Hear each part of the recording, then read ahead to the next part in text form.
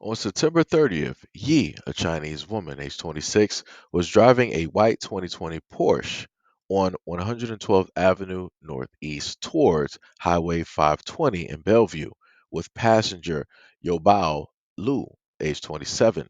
And footage obtained by King 5, Yi seems to have lost control of the car, which can be seen ripping through several intersections before striking a cement barricade, causing it to flip airborne, land upside down, taking the life of Lou. First responders were not called to the scene until about 45 minutes later. When they arrived, they reportedly discovered Lou's body and noticed a strong alcohol odor on Yi. The woman was taken to Harborville Medical Center, where she was later released on October 6th. Yi escaped, according to court documents. Both Yi and Lu, who are Chinese citizens, were in Seattle for work. Although Yi did not provide any information to police, they were able to reach the Chinese company Lu worked for to notify his family.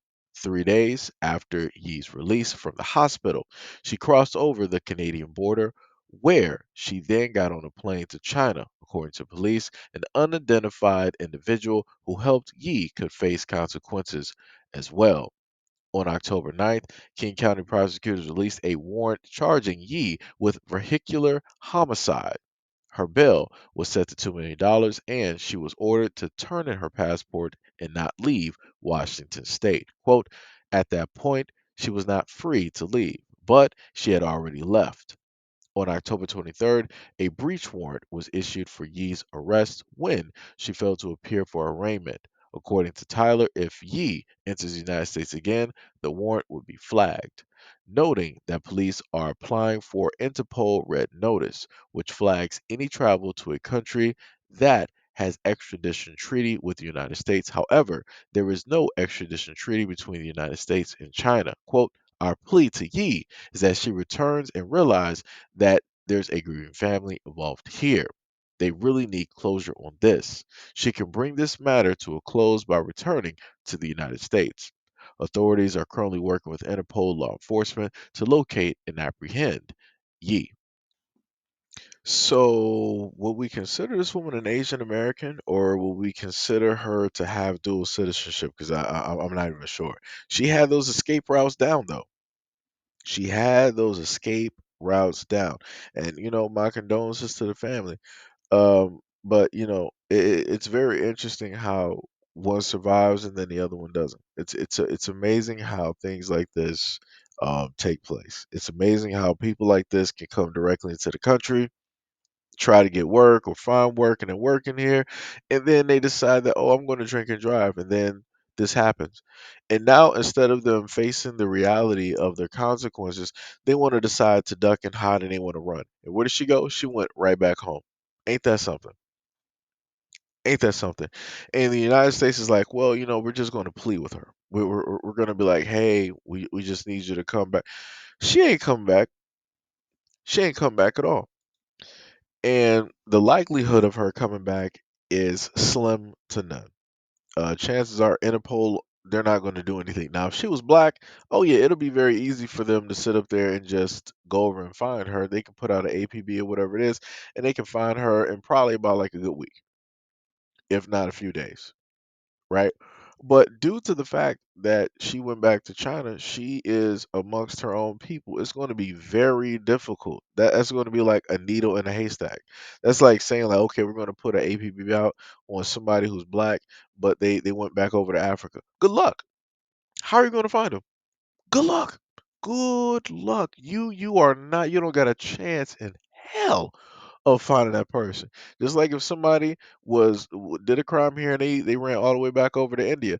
Good luck. They got a billion people there. Good luck. Good luck. Good luck. Like I said, you can keep going from different country to different country. Good luck at trying to find these people. Good luck at trying to have them extradited back. It's not happening. Like I said before, China and America are not on good terms at this moment in time. And you really think that the Chinese government is gonna be like, yeah, we're gonna work with the United States government right now because this is really bad. No, they're gonna be like, well, y'all gonna have to hold that L. The person there, they'll probably get some type of a talking to or whatnot or whatever, but they're not about to turn her in. Interpol, they're not going to get no information. Ain't nothing going to happen. Like I said, that family's going to be grieving. They're going to have to sit up there and move past it, and they're going to have to bury their loved one. That's going to be it. Y'all ain't going to get no closure. You are not going to get no closure because it's not difficult for her to show back over here with a whole nother ID and passport under a whole different name. It wouldn't be that difficult for her to sit up there and do. With all of the tech that they have over there in China right now, that, God bless America, that America, in a sense, handed directly over to China, it's nothing. It's nothing. But like I said, this is what happens when you have relaxed laws, when, America doesn't really care about the people or anybody that comes over here. A lot of other countries have very harsh laws when it comes to people, especially that come from America. And I don't blame them.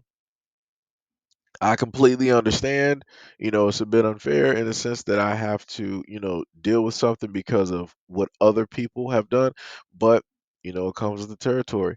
And I feel that America should implement the exact same things here. If we get harsh treatment and we decide to go for somebody else's country, want to act up and act bad, and we don't want to follow their rules and laws and regulations, and we don't want to abide by their culture, then rightfully so. We're going to have to sit up there and deal with the consequences. She should have to deal with those exact same consequences. She was drunk driving. She ended up getting somebody uh, injured and took a life. Like I said, she should have to deal with the consequences, but they should be harsher than what they normally would be. But again, a lot of people like to say stop the Asian hate and all of these other types of things. It's amazing how, those hashtags tend to disappear. How it is that nobody's supporting that or talking about it or trying to prop it up anymore. It's amazing how that's completely silent. But I would say that this should basically fit within that stop the Asian hate narrative because this is somebody who was Asian that committed a crime and they decided to run away from the crime that they committed, going back to their homeland, which they should have never been able to be allowed to do in the first place. But welcome to America.